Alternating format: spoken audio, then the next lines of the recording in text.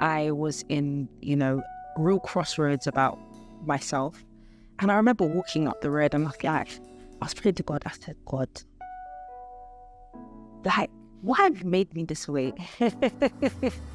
Because I became really curious about like why I like certain things. I was like, why do I like candles? Or why do I like scents? Or why do I like travel? And why do I like smooth jazz? And why do I like... I was just like, why do I like all these things? And God said, and you know when you hear the slow clap? It was this slow motion. I said, God damn, I'm good at it. Yeah. And that was the first moment I knew that, okay, if I can kill it at anything, I can kill it at this. And so where we're pursuing multiple streams of income. Yeah. Speak on it. We should equally be pursuing multiple streams of accountability. Hey guys, and welcome back to another episode of Trust in the Process with myself, Deborah Chosen. Today we have another juicy conversation. There's something special about when you sit down to talk with your friends. I love having key moments with this next guest, but we also love going deep. And you're probably going to see a bit of that in our conversation. So I'm excited to introduce you to Ebun. Ebun Ali, also known as the Heartstylist, is a confidence coach, curator, and connector with a passion for empowering individuals. She helps unlock their true potential through a unique approach that blends personal development expertise with a deep understanding of human connections. As a curator, Ebun designs experiences and environments that inspire growth and transformation. Whether sharing must-visit immersive experiences in London or her wholesome travel stories abroad, Ebun seamlessly inspires others to romanticize their lives by creating opportunities to connect with themselves and others. In her role as a connector, she builds meaningful relationships and fosters communities where confidence and authenticity flourish. Her mission is to guide others on their journey to self-discovery and fulfillment. This is Trust in the Process. Ebun, thank you so much for joining me. Thank you for having me. I'm going to try and keep, all right, friend? Do you have to be professional? No, absolutely not. Just be honest. This is my real life friend here on the podcast. So, girl, thank you so much for joining. I know this conversation has been a long time coming. Funny enough, a lot of people don't know. We actually recorded an episode. Yeah. Maybe 4 years ago. This was definitely before the pandemic ever happened. And so to be able to sit down and have an up-to-date conversation about who you are now, where you're at and your journey, I'm so excited to get into it. So thank you. So one of the things we do around here on the podcast is we like to start things off with just a juicy little quick fire session. Nothing crazy, we're just going to like learn a little bit about you in a light and fun way. So I'm going to start off with the first question, which I think is specifically important for you. Still water or sparkling water? Absolutely sparkling water. See, I love absolutely sparkling water about you, but that one thing I have issue with. I stand by it. And you love sparkling water. Yeah. Hey, is it preference? Yeah, it actually is. Do you know what? It helps me feel refreshed. So if you just dash a bit of lime in there, you got a little bit of ghazals and yeah, sparkling water. Okay, cool. Solo travel or group trip? When I have to go for solo travel, yeah, I feel like there's so much freedom in being able to travel alone. And also I could just pick up and go, Yeah. It's something that I've done for a while, and I think my favorite trips have definitely been solo. So right. Definitely solo travel. I share that sentiment as well. I definitely think my most like heartwarming, wholesome, like very enriching trips have been when I'm by myself. So love that. Self-care bar or self-care walk? Or self-walk. You thought about this question for me, innit? I know you thought about it for me. Yeah. It's going to be a self-care walk. Yeah. For me, I love like going on walks that like I'm listening to like smooth jazz, and I like moving as well. I'm a bit of a mover in life generally. So going on walks just really calms me down. I listen to music. I listen to like saxophone. I just like acting like I'm in a movie or something. That's what I was doing. Romantic in your life. Yeah. Making my way downtown. Yeah, period. So yes, definitely this solo self-care walk. Nice. Okay. And activity date or dinner date? Are we being active or are we sitting down and fine dining? What's the vibe? That's a good question. Do you know what? I'm an activity babe. Yeah. But I do like dinner dates for the first date. Yeah. Just because you get to really look at the person 100%. and you can get to like just look at their eyes and look at body language and really build a connection. Yeah. Also the food. But do we mean for like first date or just Let's say first date? Yeah, for first date. I'd probably say dinner date for first. Yeah. I just like just to look. Yeah. Who we're talking to. And also they can look into your eyes Yeah, too. absolutely. Instagram or TikTok? Instagram.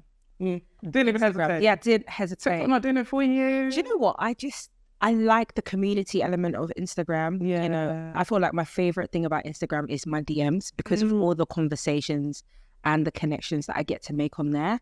TikTok is not, I mean, I get to see content, but that's pretty much it. Yeah. You don't get to connect like on TikTok. Yeah. I know you can like go live and things like that. Like, and it doesn't feel the same. I've invested most of my time on Instagram. I think that's where my family, my community is. So yeah, it's going to be Instagram for me. Nice. Shout out experiences with that.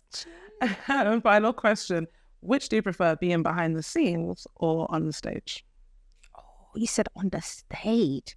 On the stage. Ew. On the stage. Yeah. I mean, my background's in like acting anyway, so drama school, doing monologues, that kind of thing. Stage is definitely where I belong. Nice. And I'm so glad you mentioned stage is where you belong, because that's actually where I want to start this conversation. Because a lot of people may not know that once upon a time, you know, acting was really your main thing, you know? It's a huge passion of yours, always has been. When I met you back in university times, you were the girl who was all over my Facebook doing monologue upon monologue. Do you remember Diary of a Mad Black Woman, is it? Wow, yes. That was you. Like, the way I met you was Eb's actress Ali. Yeah. Like, that was literally your name. Not the first name. Yeah. Sorry, not to hunt you up, but I'm trying to say doesn't exist anymore, so it's all good. So like I said, a lot of people might not know that you actually attended identity drama school, along with the likes of John Boyega, you know, some other amazing big names. So I'd love if you can talk to me about your acting journey and maybe some of your fondest memories from that time. Oh my goodness.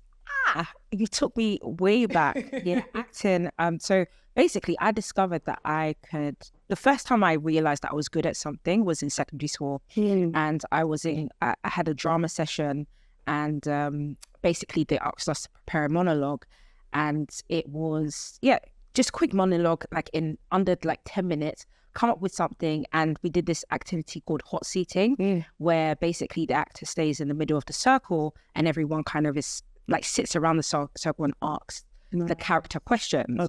So I quickly just did a monologue, and I made up this thing, like this story about this like this young girl who like lost her twin in the Hurricane Katrina. This was like all under you went 5 minutes, like crazy. The most dramatic story. And it's Hurricane Katrina, and so I just came up with it. It was time to perform. So then I went into the middle of the circle, and I just, you know, you just as an actress, you kind of yourself. Yeah. I went into my zone, and then I just started performing. Wow. By the time I was done, Deborah, I looked up, and the whole room was still. And I looked at my teacher, and her eyes were filled with water. And I looked around the room, and I was like, oh my goodness, these people are captivated. And you know when you hear the slow clap? It was this slow motion. I said, God damn, I'm good at it. Yeah. And that was the first moment I knew that, okay, if I can kill it at anything, I can kill it at this. And I wasn't really, like, when it came to like studies, like mathematics, all of those like studious, I wasn't that strong at that. But that was the moment where I found my true confidence, and like I realized that I had a gift. That's so good. Of being able to speak and being able to portray a different character. So from there, I kind of like pursued like acting. I went to drama school. My mom didn't think that drama school was gonna, like, when I told her that I wanted to go to drama school, to be doing what? To be doing what? I said, Mom. And do you know what happened? She didn't, you know, because of course, like African parents, they want you to succeed. Of course. She didn't really see the pathway of, you know, the arts is to be something that would take me into like a sustainable future or whatever. But there was this one time where, again, she came to go visit me at drama school. The very first time we had a showcase at drama school, and I did a performance, and again, another standing ovation. And my mom wore the reddest, the brightest top in the room. I trust her. She said, that's my daughter. She said, that's my daughter. Yeah. She said, you're not going to forget me. Yeah. And I think it was that moment when she saw me doing the thing that I loved, and also saw that I was good at it. That's when she became my number one fan. And since then, like, she's just been supporting me on, you know, my acting journey, but also like my content creation journey. And, you know, my journey has evolved from like acting has spilled into, so even though I'm not acting directly right now, it definitely is on the table. Shows up. Yeah. When I go to the cinema, I'm just there. I'm just like, this could be me, you know? Yeah. So I know still have those dreams. I do. Yeah. I do. Yeah. And you know, there's something about, it's funny because I was speaking to an actress the other day at a premiere, and I had the pleasure of speaking to the lead actress in this film that just came out. And she said to me, one of the things that she was really afraid of is not being believable on screen. And that was the greatest fear that I had as an actress. Like, it really held me back, actually.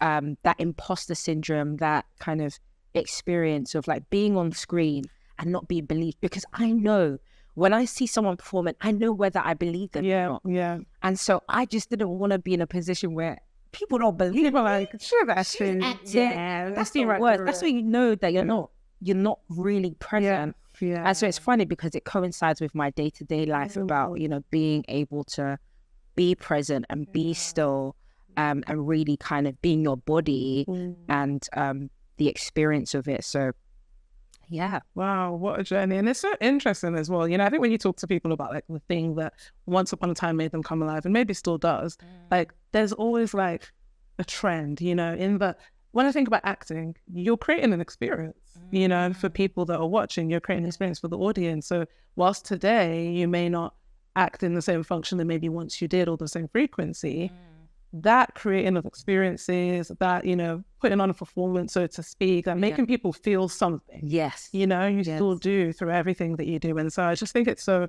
powerful to just kind of pay attention to those things, you know, and they're always with us, like whether we like it or not, they're always with us. And so I'm interested to understand, like, you know, once upon a time it was Eb's actress Ali, like we said, and now today it's experiences of Eb's. So today, what makes you come alive? What makes Eb's come alive? Oh, that's such a great question. What makes me come alive? Family, laughing often. Yeah. When it comes to, I guess, the work that I do, being able to empower people to become their full potential. I just enjoy kind of like seeing people have a breakthrough in something. Yeah. So I really, really love seeing that. Yeah. Travel makes me come alive, seeing the world and being able to experience different cultures. Like I said before, I'm a mover, so that's a rhythm that I've seen in my life. Like, I'm always moving. So yeah, I'd say travel, relationships, community makes me come alive as well. So being able to come together for like the same cause. Yeah. You mentioned travel. When did you discover your love of travel? When did it click for you that I love this? Oh, when did it click for me? I would say when my first solo trip was when I went to Barcelona. Oh, okay. Yes. And I was just like, it's all, I can actually, you know, when you just clock, like I'm actually a big girl. I can actually book a ticket and leave. I don't have to wait on others. Yeah. So I think travel was the first moment or first opportunity where I gave myself permission to do something. And so it was kind of like that step into adulthood. You know, where you don't have to actually ask your mom for something. Yeah. I was like, I don't even have to book this with my mom. You know, I can book this with my damn self. And so for me, it was definitely being able to like book a trip and travel. And so Barcelona was like my first kind of like travel experience where I booked a flight. I think I booked it like I was like, do you know what? I want to travel on Wednesday. And I booked it on Monday. As you do. So I'd say travel has been really beautiful. I think it gives me a real sense of freedom. When I travel, I'm different. Yeah. I'm like the best. My best self. Yeah, it is. Like I get to. I'm even more financially responsible. Yeah, crazy. When I'm on this, when I'm on my trips, because you have a very specific budget while you're away. Whereas when we're in our home, what I have is what I have. Like, I just feel like I'm so much more financially responsible. Yeah, I'm glowing. Yeah, like mentally, I just feel at ease. So yeah. Travel is such a gift. Like, if anyone can give it to themselves, it can be so transformative, whether solo or group trip. I think about some of my earlier solo trips, and funny enough, there's a bit of a theme there that a lot of them were to recover from some type of heartbreak.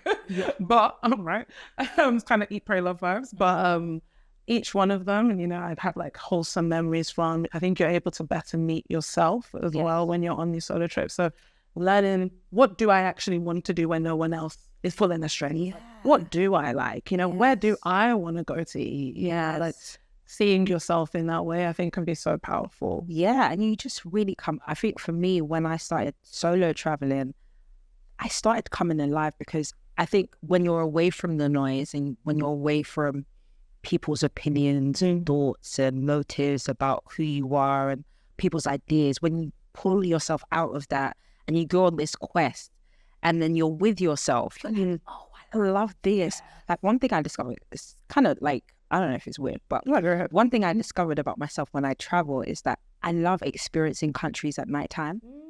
As in, like, daytime is like not my preference. Like, nighttime is where it starts.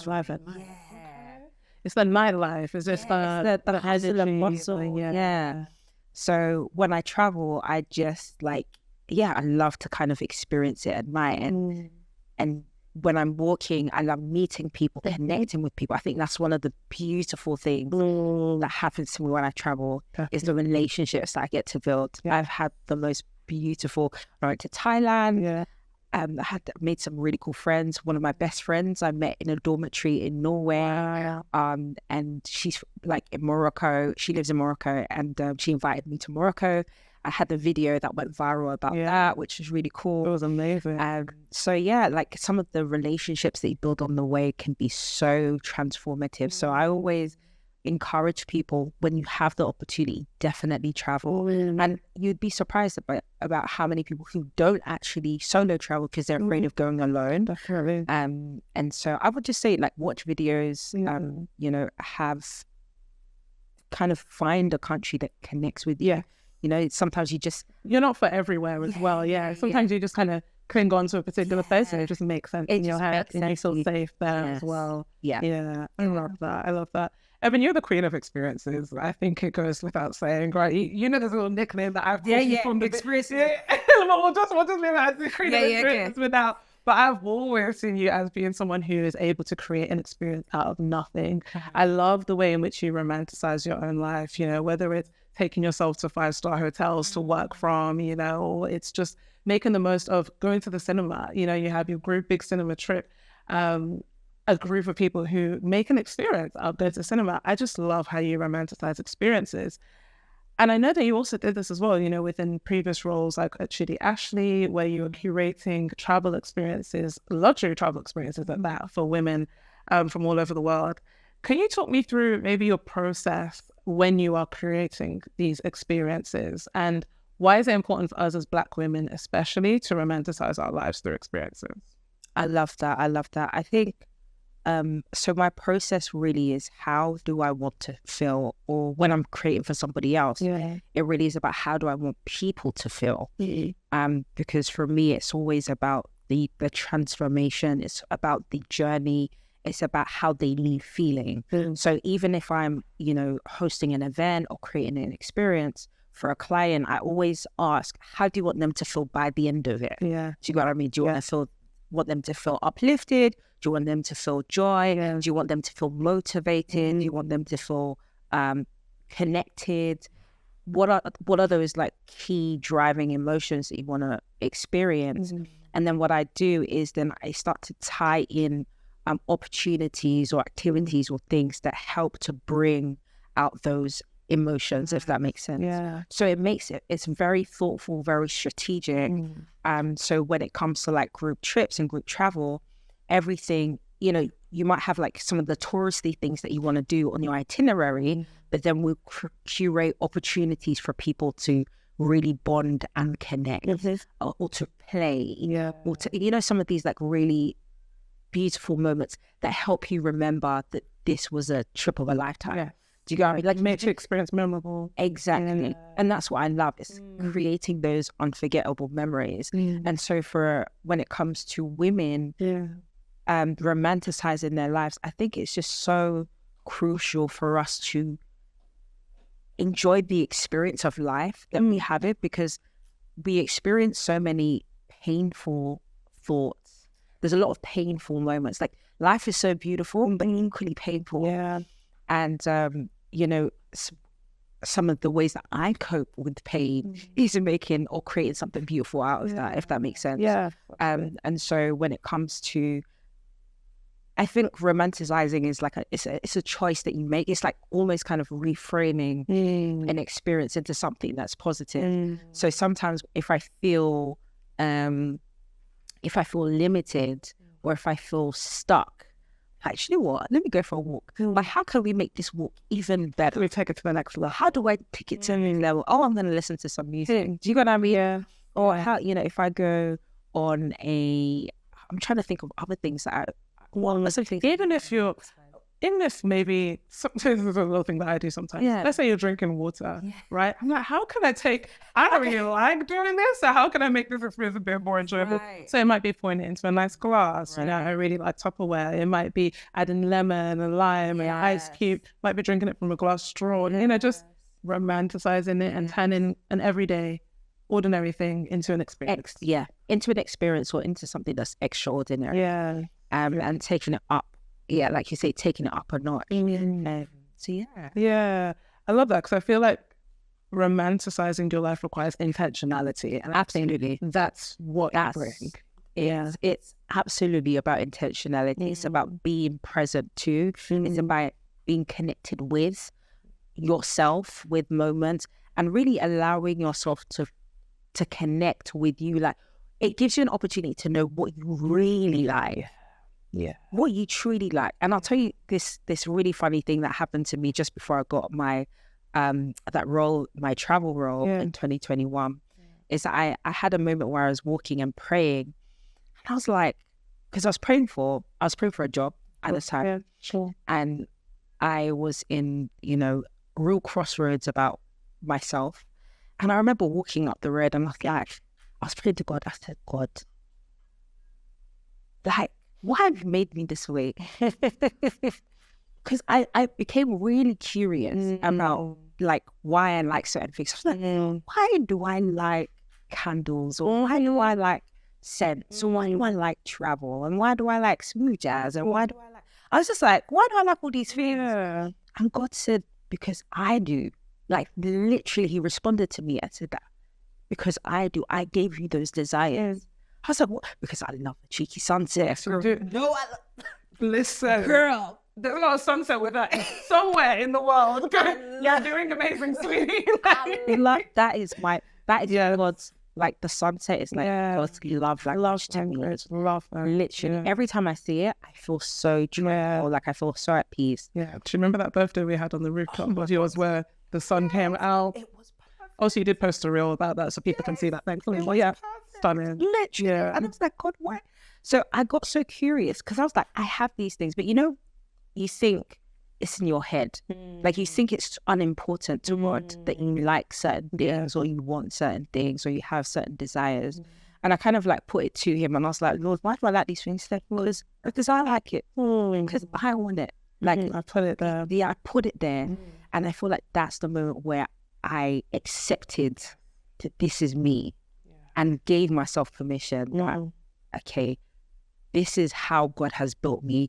I can I can enjoy that. I can sit in it. I can do more of it. Do you get what I mean? It was kind of that moment of realization, like, oh, okay, you want this from me? I can do this, and I can chill in this. Yeah, that's so powerful. Honestly, it reminds me of there's a phrase that I heard an influencer share the other day on social media, and she said a prayer that she's been praying recently is, God, show me what you love about me and show me how I can do more of it. And I said, wow, So good. I said, wow, that is powerful. It's really powerful. Show me what you love about me and show me how I can do more of it. And she said, ever since she prayed that prayer, she's been having back-to-back speaking engagements. And she's like, oh, I guess God loves me talking. Wow. And she loves it, and it's like, whether your thing is that you love experiences, or your thing is you do love having conversations, whatever it might be, you love painting, whatever, it's there for a reason, but I think when something is like so natural to you, sometimes you take it for granted. This is it's just like, oh, it's just what I do. Yeah. Like, it's just who I am. But no, like really paying attention to that, being curious about it, like you were, walking that day and asking God, like, why? Like, why do I like sunset? Yeah. Being curious, I think, helps us better connect with it and then show up fully, in that way as well. And, when we're talking about your superpowers, we can talk about creating experiences, but we also have to talk about your connecting gifts, okay? Because you mentioned it before when you were talking about things you consider when you're creating experiences. You mentioned connecting people, creating moments to connect, but you were a natural connector. We already know this. Do you know how many times we talk about this? Like, even when we walked into this room, you were like, oh, I know him from way back. I'm like, really? Let me act shocked. Let me pretend to be surprised. Let me pretend to be surprised. It's such a gift of yours. And really, I would say even an anointing, that when you are in a room, you are just magically able to connect people. It's just an impact that you have. I think of all of your birthdays I've gone to, I've left with some type of connection, friend, sometimes without you even trying. But as I said previously, sometimes the things that come the most natural to us, we overlook them, we take it for granted. What has your journey looked like in terms of placing value on your gifts, specifically like connection, and monetizing them? What has that journey looked like for you? Woo. So just a bit of a backstory. So I always knew that I had the gift of connecting people, or at least I knew it was a skill. Because back when I was in secondary school, you know how we all had tag names. I can't lie, no one gave me a tag name, so I gave myself. Child, no, well, I gave myself. Younger. Oh, okay. Well, no, I had olders. No, I didn't have olders. I was just out here like desolate, like an orphan. So I had my own tag name, and then I had like olders that were good for nothing. They didn't do anything. They didn't protect me. But I would say that my tag back then. Do you want to guess? No, don't say Lady Connection. Absolutely not. That is insane. That is horrendous. No way. Okay, what was it then? Okay, now I'm hyping it up, but it was actually Schemes. So Schemes with a Z. I'm going somewhere with this, okay? So Schemes with a Z. So basically, I'm interested. Was it Lady Schemes, Younger Schemes? Absolutely, it was just Schemes. Yeah. It was Schemes with a Z. Period. Yes. Yeah. Schemes with a Z. Yeah. But that's so embarrassing to say, because now I'm thinking of all the MSN like conversations that I had. So anyway, it was Schemes, and because at the time I just noticed that I was so good at like in my mind it was like schema relationships, like being able to like connect people. I just had like, I was very strategic with like connecting people. Yeah. I didn't know the language for it then, which is why Schemes came to mind. With the Z. With the Z. And yeah, so I kind of always knew that I was like, I just enjoyed bringing people together, or at least I can make the connection in my head and create something from it. So I would be like, oh, this person and this person have something in common. Let me connect them. And so it's actually happened many times where I've actually, people have met me, made friends internationally through me. So I have like people who know each other and are now best friends because I introduced them, and I'm like, oh my God. And sometimes it's just like a moment, and it's a transformational relationship. Yeah. Every time. It's like a destiny. Yeah. It's like a whoever, and bear in mind, my full name is Ebun Ali, which means gift to God. Yeah. Gift from God. Yes. And so I think what's happening is that God is using it as a gift to people. So I always leave you with something, and I always leave you with a gift of relationship. Ooh. Yeah. something that I saw it and I was like, oh God, this is what you're doing. It all started to make sense. Yeah. Connect. So even if you're not with me for a long time, or if we're not in the season together for a long time, you will leave with something. I will leave you with something. That's so powerful. And sometimes that's wrapped up in like a friendship or a connection or a network or something, you know, where you get to connect with people and move along with advanced That is journey. beautiful. And what has your journey looked like in terms of not just going from seeing it as a superpower to it? Have you considered, is this something I can monetize? And how have you approached that? Yeah, so I think I'm still on that journey actually of like monetization. But what that has looked like for me though is definitely being able to birth communities from that. So I have various communities that I lead and head, Mentality being one of them. So Mentality was birthed from my experience of coaching. So I was doing a lot of like coaching for women, but a lot of my male friends were like, oh, like we want, not necessarily coaching, but I was running like a lot of like women empowerment, like networking events, and guys were like, How about us? anything for the man? Anything for the boys? Anything for the boys? But I was like, I didn't even know that you guys like to talk about stuff, right? Like mental health, like connection, relationship, leadership, that kind of thing. So when someone approached me about I was like, oh, do you know what? I feel like guys might need a space as well, you know? And so what I did was I did some market research and just kind of like asking some of my guy friends, because a lot of my guy friends would come and talk to me, but they would talk to each other. But then here, you being the connector again. So I'm thinking, oh, you know this guy, you know this guy. But you guys don't talk. Or I know you will get on with this guy, but you guys don't talk. But I'm the only person who can bridge that gap. So I was like, okay, how can I create an experience where guys can come together and connect?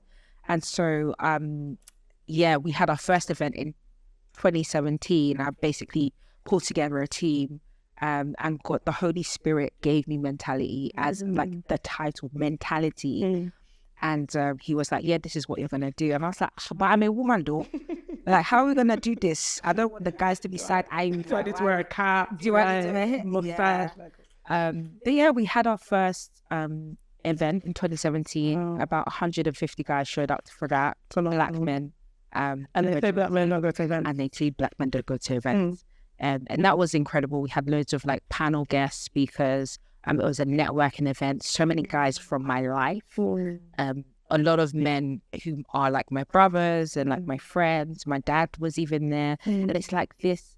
It was like my world just stopped spinning for a second and everybody was like in the same room. So you know when you have like different people in different areas of your life that you would never imagine to be in the same room together.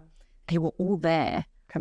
Connected, and people built mentorship, like lifelong mentorship relationships. We have men who are best friends from that space. You know, one of the most recent events that we did, one of my guy friends who is from Ghana traveled to the UK. He's got a whole bunch of guy friends now, like, and he wrote on his status the other day that I've been praying to be connected with like godly men. And so for him to have lifelong friendships and relationships, and I imagine that it's something that you want when you're married, right? When you're going through things, you want someone.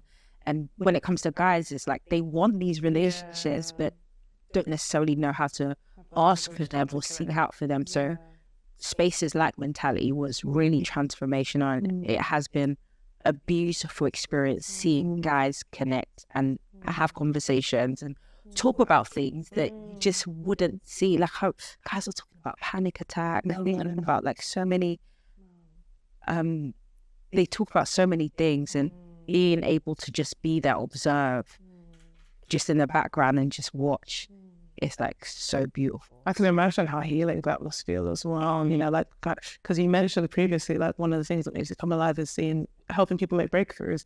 And it's so interesting, you know, in connecting a room full of men, having them have the conversations maybe they normally wouldn't have. Witnessing those breakthroughs for yourself must be like a confirmation of purpose, like confirmation of I'm doing the thing I'm supposed to be doing. That's really powerful. And So like when you're in these spaces, you know, Ebs, you're a very visible person, you know, you're leading a team of men, you know, you're in some cases maybe the only or one of few women at the mentality events. And so that kind of places you in a position where you're very, very visible. People can see you, people know who you are.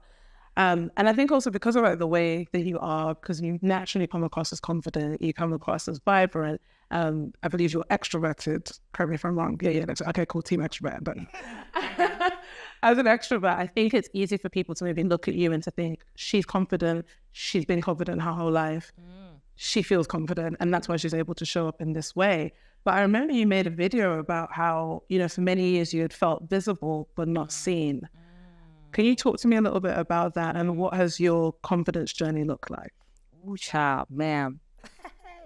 Yeah, so that's something that's been a narrative that I've lived in for a very, very long time. I think people, again, when you're extroverted, when you are the one that's always maybe talking, and, you know, I think I definitely come across as quite a joyous person. I think it's a gift to be joyful, but also when you're going through stuff, it's very challenging to kind of display or show because it's so Polaroid, like it's just like and so a lot of people would assume that I was confident. How are you so, like, when people meet you, it's like, wow, you've got, what, you came inside that, you just shut it down. Meanwhile, I was shaking like a leaf before I came into the room. But yes, I think one of the things that I deeply felt, and I hope I can articulate this properly, because I'm still trying to find the language for it. But like you said, I did do a video about kind of,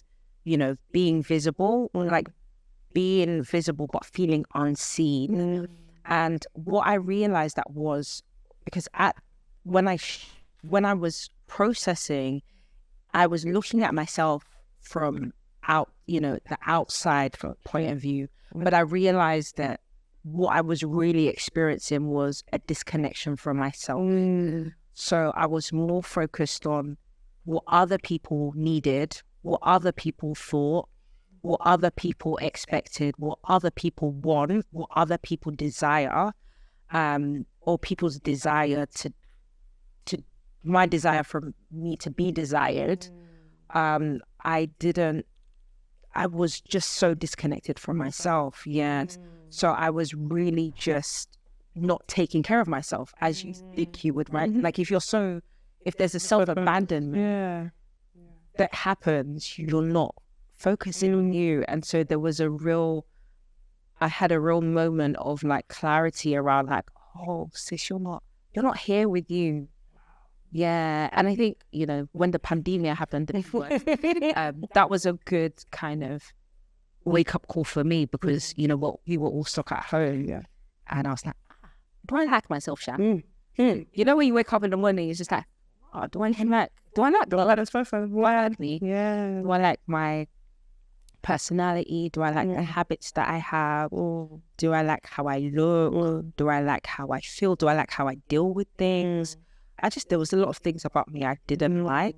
And so that was a reality check. And, you know, it's like, you know, sometimes you can't make yourself like something you don't like. Sometimes it's just about knowing that self-awareness, like, oh, okay, this is it. What can we do about that? You know what I mean? And that's where you're empowered, because there always is something that you can do. You know, it's like, if you don't like a thing, it's not everything you have to just accept. You know, well, I guess that's just the way things are. No, like, I haven't always felt this way. I want to feel different. You know, there was a time in my life where I liked how I look. I want to, you know, feel that again. You have the choice, but I think it's about, again, it's like paying attention, you know, being curious. Like, I think so often we just go through life, like you said, thinking about how we look through other people's eyes. And you consider now how are we coming across to others, and we ignore ourselves. And it's like just being present with yourself and honest. Because I think that's hard as well in itself. Sometimes the truth hurts. You know, when you come to that realization of, if I'm honest, I don't really like my life very much. Or I don't like the way I do this, or I don't like my financial situation, or whatever it might be.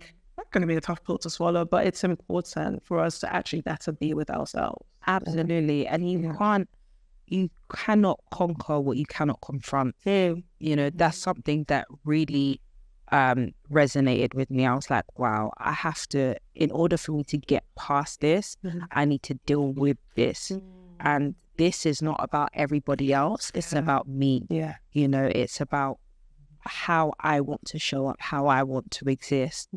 And so that's kind of, I guess, like where real transformation started for me. I love that. And you spoke about transformation. You got my notes? Listen, the next question was weight loss journey. Outward transformation is a byproduct of an inward transformation. Yeah. That is something that you said, referencing the weight loss journey that you've been on. So many people have marveled and been amazed and inspired by your journey in shedding so much weight. It's been so beautiful to see. But you share how what we see on the outside is really just a byproduct of the inward transformation. Yeah. And so what has your weight loss journey taught you about the power of your mind? What's my That's a big question right there. The mind is where everything can start and where everything can end. It's where everything can be created. And I think that I realized, you know, from doing several challenges, and I'll talk to you about some of the challenges that I did, like, you know, activities and the fasts and the different kind of like habitual changes and all of that kind of stuff. But my mind is so powerful. And so for me, there was a lot of, it was a real mindset shift because, again, I didn't intentionally go on a weight loss journey. The weight loss happened because there was something I was trying to fix in my mind. So remember earlier I said that I didn't like myself. Yeah. I didn't like that I wasn't consistent. I didn't like that I wasn't disciplined. I also could feel a lot of pain. Emotionally and also physically as well. So I'm running from the bus and I'm huffing and puffing. It's like, this is normal. I've normalized this when I too want long. to be feeling, you know? I'm like, I'm running for I don't want to be running. Like, my back, you know when you're running, like, you can feel that muffin tight to your, this place here. I said, God damn, this ain't it. I think so. Because I just thought to myself, you know what? This is what happens in my life. I just thought to myself, if for any particular reason, a zombie apocalypse happened, can I actually save myself?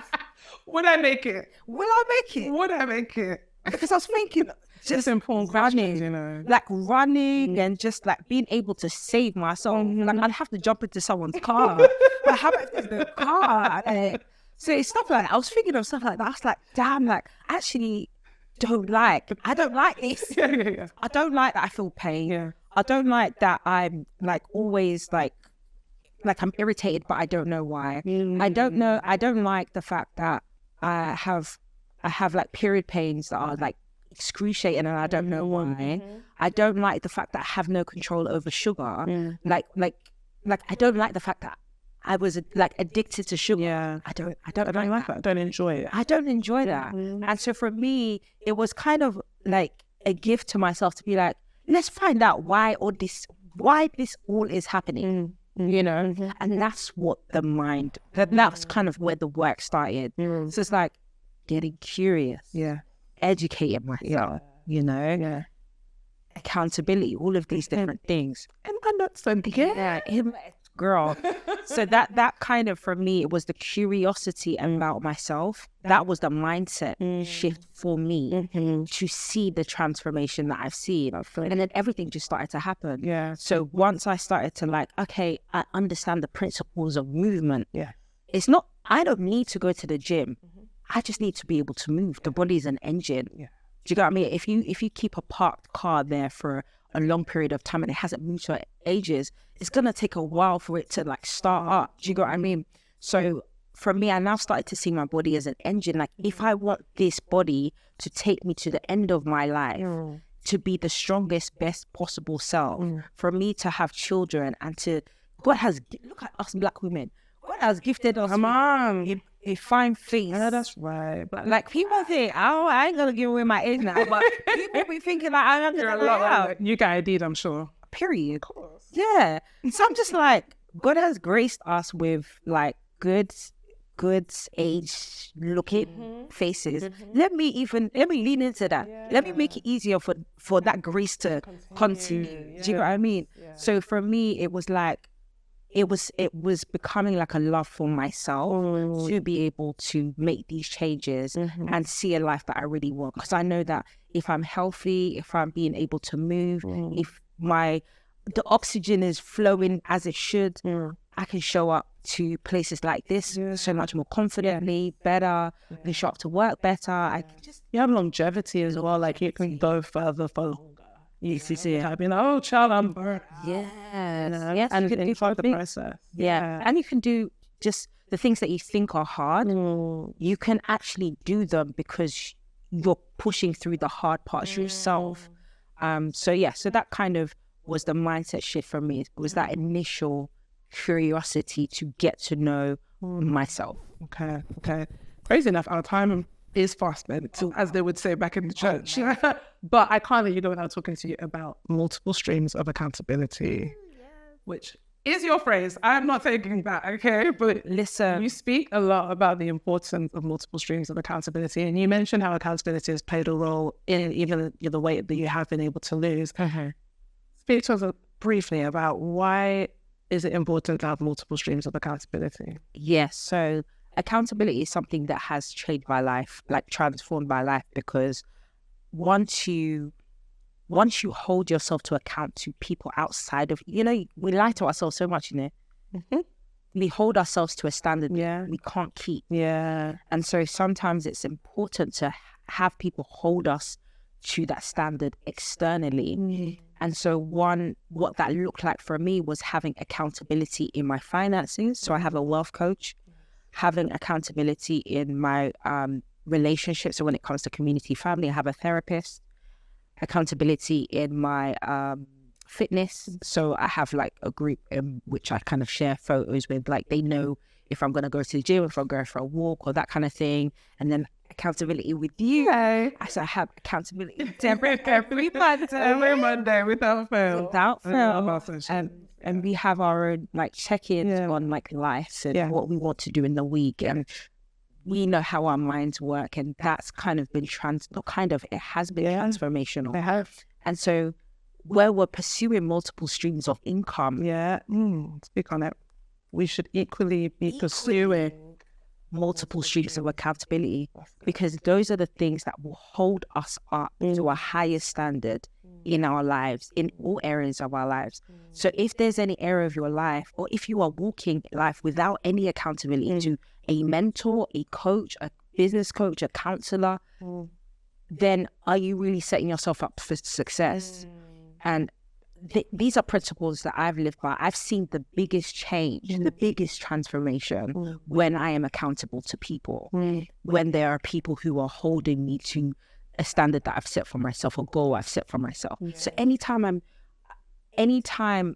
I'm going below the bar that I've raised, I'm reminded, you're going below. They pull me up immediately. I was going to charge a certain amount for a session because I do like mentoring sessions and coaching sessions. And I said it to my accountability partner. She said, girl, absolutely not. Absolutely not. You better go and add a couple zeros? Yeah. Hey. You better go and add that. And what was powerful about that is because of that communication, I added to it. And when I had the sales call, the person accepted immediately. See that? Immediately. That's the power of accountability. Sometimes they see you differently. Yes. We see our self-limiting beliefs, and we see ourselves maybe as small. But when the people outside of you, they can call you up. Call you into your fullest potential. And be with people who can call you higher. Be in rooms that are bigger than you. Be in rooms with people who make more than you. And that investing of self, again, has been what has completely changed my life in the last 6 months, is being able to invest in myself, and investment doesn't have to just be monetary. It can be investing yourself with time, sacrificing, spending time with people, getting mentored by people, learning, watching videos on YouTube, educating yourself. So sometimes it doesn't actually have to look like spending money. It could be how you spend your attention. Yeah. That's so good. If we could talk for forever, because this is just us for real. But I have one last question for you as we wind down. I'd love if you could finish this sentence for me. This year has taught me. This year has taught me that I am disciplined and powerful. Yeah. Thank you so much. Thank you for joining us on Trust in the Process. It's been an absolute pleasure. Thank you so much.